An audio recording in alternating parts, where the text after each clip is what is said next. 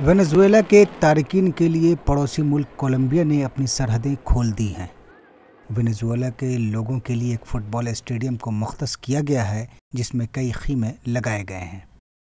Venezuela ان دنوں اقتصادی بحران اور غذائی قلت کا سامنا کر رہا ہے۔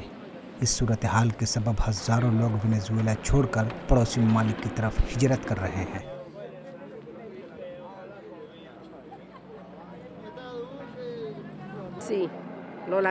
مجھے اس کا افسوس ہے، کاش میں اپنے وطن واپس چلی جاتی۔ یہاں ہم ذلت کی زندگی گزارنے پر مجبور ہیں۔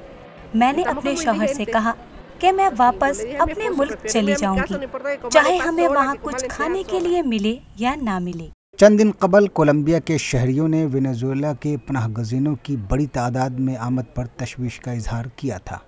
ان کا کہنا تھا کہ وینزویلا کے لوگوں کی آمد سے کولمبیا میں کئی طرح کی بیماریاں پھیل سکتی ہیں اور ملک میں جرائم کی شرح بھی بڑھ سکتی ہے۔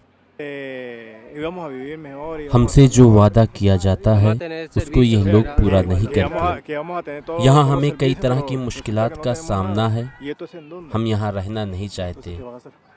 وینزویلا میں بحران کا آغاز سن 2015 میں اس وقت شروع ہوا جب اچانک افراط زر میں شدید اضافہ ہو گیا۔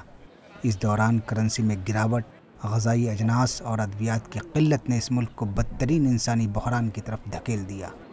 وینزویلا کے لوگوں کو پناہ دینے میں کولمبیا سب سے آگے ہے۔ ایک اندازے کے مطابق اس ملک میں تقریباً 10 لاکھ وینزویلا کے تارکین آباد ہیں۔